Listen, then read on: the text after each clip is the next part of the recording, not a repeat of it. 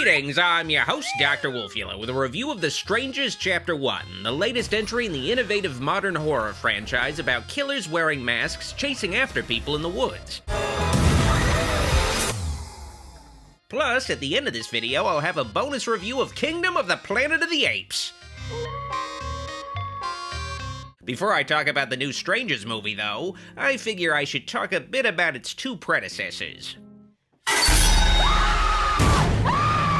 The original Strangers, released in 2008, is a cult hit, and it's a movie I can respect for what it sets out to do, going for a more realistic and suspenseful take on the masked killer genre, but it was just a little too slow and tedious for me. The original movie only really has two protagonists to work with, and they're pretty dry and uninteresting. I wasn't exactly rooting for them to survive, but because there's only a couple of characters, they can't die until the end, and they die helplessly. The only really shocking thing that happens in the original Strangers is Glenn Howerton popping up out of nowhere and getting shot in the fucking head by his best friend. But because Howerton went on to be famous on It's Always Sunny in Philadelphia, this moment in retrospect ends up being unintentionally hilarious. It's something that could actually happen in the series finale of It's Always Sunny in Philadelphia. Hard candy? The suspense is really good in the original Strangers, but there just isn't enough else thrown into the mix to really make the movie engaging to me, and the ending felt weak. The original Strangers is not a bad movie, it's just not my thing. Why are you doing this to us? Because you were home. The first sequel, released a decade later, Strangers Prey at Night, can easily be labeled a bad movie though, but it's a pretty fun bad movie, and the sequel just felt a lot more watchable for me. Leave us alone! But we've just started. Prey at Night takes the sense of gritty realism from the original film and just shits all over it, making a super cliche slasher flick with an extremely dumb family of characters in the center. Give me the gun! I will shoot her! I will fucking shoot her! Fucking shoot her! Prey at Night doesn't bother much with building up suspense, but it's just a lot more exciting, with more deaths and mindless chaos in it. Prey at Night is a lot campier, but the villains are a guy wearing a Batman Begins Scarecrow mask and two chicks in Betty Boop masks. These are basically Purge movies without the sci-fi alt-history angle and with random, mostly silent killers. Might as well try to squeeze some fun out of it. Here's where we come to the new film, The Strangers Chapter 1, surprisingly directed by Renny Harlin of Nightmare on Elm Street 4, Die Hard 2, and Deep Blue Sea fame. Renny Harlin's career started with a random horror sequel, and now I guess he's back where he started. When I went into Strangers Chapter 1, I thought it was a prequel based on the title and how the trailers sold the movie, but Chapter 1 is really a reboot of the franchise, the first entry in a new trilogy of films. Strangers Chapter 2 apparently will come out later this year, and Chapter 3 sometime in 2025. Oh boy, what a great time to be a Strangers fan! Why are you doing this to us? Now, this new Strangers trilogy could still be a prequel, but nothing about Chapter 1 really screamed prequel to me. Nothing was set up or explained in this new movie to lead into the original, and the characters have modern smartphones. So if this new Strangers movie really is supposed to be a prequel, it's not good as a prequel. Strangers Chapter 1 isn't even much of a reboot of the series, though. It's more of a remake of the original film, using the same premise as the first film and hitting all of the same beats, just with some slight tweaks. It often feels like copying homework, but changing it a little bit so it isn't obvious, and any new stuff added to Chapter 1's script are just tired cliches. Hi. Hi. The Strangers Chapter 1 tries to go back to the original film's gritty, realistic feel by claiming at the beginning that it's based on a true story, Texas Chainsaw Massacre style. What you are about to see is inspired by true events. But any sense of realism the movie tries to go for falls apart as soon as you meet the main characters of the film, Maya and Ryan, a young couple from New York. Third day of our 3-day road trip across the country. Or our 5-year anniversary. Maya and Ryan are just so cringy. They don't come off as real people. There's a phony artificiality to how they're portrayed that makes watching them difficult. It's like AI wrote these characters. Tough crowd, right? Ryan is essentially a dumb meathead, but he has asthma to give him some vulnerability, I guess, and Maya is, in contrast, a vegetarian who acts as a mother to her man-child boyfriend, scolding Ryan at any opportunity, and Maya feels resentful that they aren't hanging out with their friends in Greece and are instead spending their 5-year anniversary together going to Portland, Oregon. You know, Portland, Oregon is the Greece of the Pacific Northwest. What a cool little town. Maya is additionally resentful that Ryan hasn't popped the question to her, even though she originally didn't want to get married, which is an obvious subversion of the original film's couple, where Liv Tyler's character rejected Scott Speedman's proposal to her, but I don't see how you can do that. The guy's a dreamboat! They didn't work out the way I planned. Like the original movie, Strangers Chapter 1 only really has 2 characters to work with. We spend most of the 90-minute runtime with them, so ideally you have to like them and want to root for them, and while I didn't necessarily hate the characters, I did find them to be annoyingly phony. But the original movie's characters were boring, and Prey at Night's characters were stupid. Leave us alone! So characters are not exactly a Strangers film's strong suit, but if I'm going to be spending a lot of time with horror characters that aren't just dying, ideally I'd want to have a good time with them. I'll bet the people who live here are really happy. A strong suit of the original Strangers film, though, is that it felt random. The couple spends the night at a family cabin and the killers just happen to target them.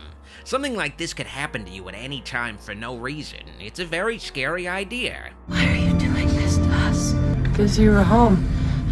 Strangers Chapter 1 sets the stockings up in a much more contrived, cliched way. Maya and Ryan stop to eat at a diner in Venus, Oregon that's across the street from a suspicious auto repair shop. When the couple goes back to their car, it of course doesn't start, and one of these scary mechanics instantly offers to fix Ryan's car, and one of the diner's waitresses offers the couple a stay at a nearby Airbnb in the middle of nowhere. This is all obviously a scam, which Ryan points out, but for whatever reason, Maya trusts the creepy locals. It's obvious from the beginning that the couple is being set up, and it just takes the random horror of the original movie and makes the situation leading to the horror this time around really unlikely. You'd have to be a total fucking idiot to put yourself in this situation. Everyone in the town is creepy, suspicious, and/or hostile towards the couple, but Ryan and Maya still end up playing along. It makes it impossible to give a shit about what happens to these 2 characters because they're just letting it happen to them. I actually like this so much better than on the top. Once the couple settles into their creepy, isolated Airbnb, Strangers Chapter 1 follows the original film's formula very closely.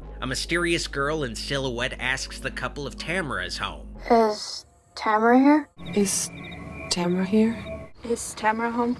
The mystery woman unscrewed the porch light's bulbs so the couple couldn't see her. The boyfriend leaves his girlfriend alone at the cabin while he grabs his inhaler from the car. All the while, it becomes clear that there are people in the house watching the girlfriend while she's alone.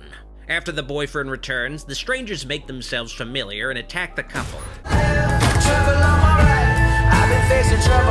The boyfriend finds a gun and opens fire on the first person he sees, like in the original film, but in Chapter 1, though, instead of Glenn Howerton again, of course, the boyfriend shoots the Airbnb's owner, who is checking up on the couple. Strangers Chapter 1 is essentially a very faithful remake of the original film with only slight changes. Every major beat from the original movie once the strangers arrive is recreated with minor tweaks. Why are you doing this to us? Because you were home. Why are you doing this to us? Because you're here. It just seems like if you've seen the original Strangers, there's not much point to see this new one unless you're a hardcore fan of these films. Strangers Chapter 1 feels like a long-lost direct-to-video sequel from 2009, just shamelessly following the original movie beat for beat, but cheaper and with no stars.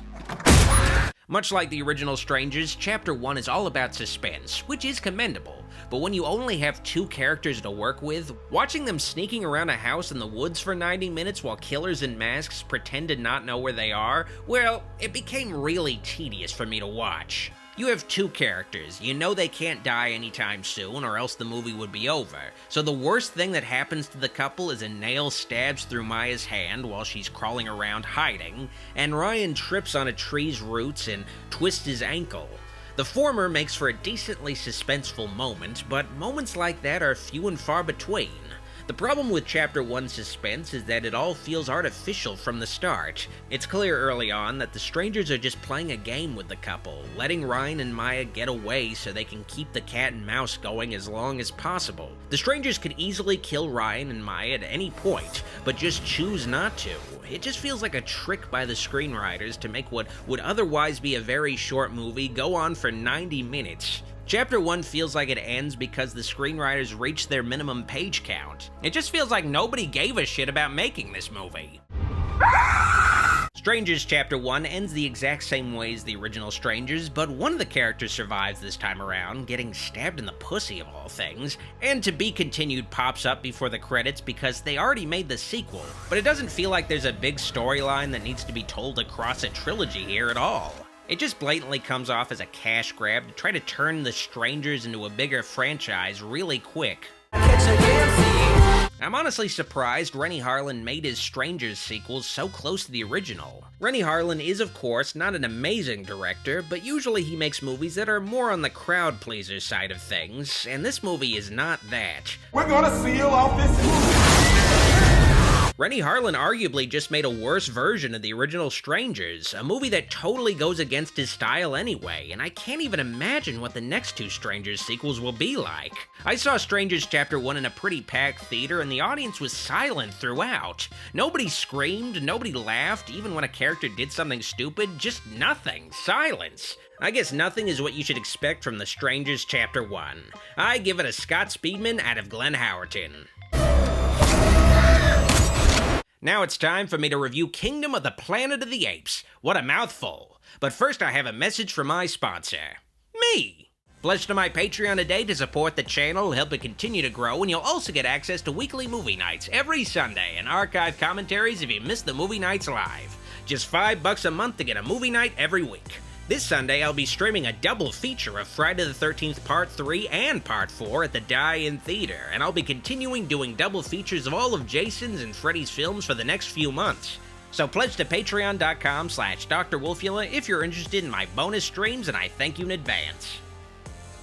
What a wonderful day! What a wonderful day! On to Kingdom of the Planet of the Apes. Now, I'm a big fan of the Planet of the Apes series. The only ones I don't really like are the second film, Beneath, and the Tim Burton remake. Otherwise, Planet of the Apes is a solid franchise. The originals are campy, but they're inventive and fun science fiction films while also being tragic commentaries on human society. You maniac! You blow it up! In the recent modern trilogy of films featuring Andy Serkis as Caesar, guiding apekind, following humanity's fall, come together as powerful, epic sci-fi action-adventure films. Kingdom of the Planet of the Apes, though, is the 10th film in the series, and a follow-up to the recent acclaimed trilogy. So you'd expect some diminishing returns by now, and you'd be right. Kingdom isn't as good as the recent trilogy, but it's still a good film taken on its own. Together, you will die. Kingdom of the Planet of the Apes follows Caesar's death at the end of war, jumping ahead 300 years in the future. Most of humanity has died out, and nearly any surviving humans have devolved into the silent, shuffling idiots seen in the original Planet of the Apes, hunted for sport. Apes, on the other hand, have thrived in the post-apocalyptic world, building separate tribal societies. The main character, a chimp named Noah, ends up inadvertently making his village the target of a rival tribe of apes who destroy Noah's village and kidnap Noah's people, so Noah makes it his mission to find his people and save them with the help of an orangutan named Raka and a mysteriously intelligent human given the traditional name Nova. I will bring them home. The missing ingredient of Kingdom of the Planet of the Apes is obviously Andy Serkis as Caesar. Serkis was key to the franchise's newfound success. His conflicted character and performance is one of the best of the 21st century. Leave him! So, naturally, Kingdom struggles a little without having a strong central character like that to guide the ship.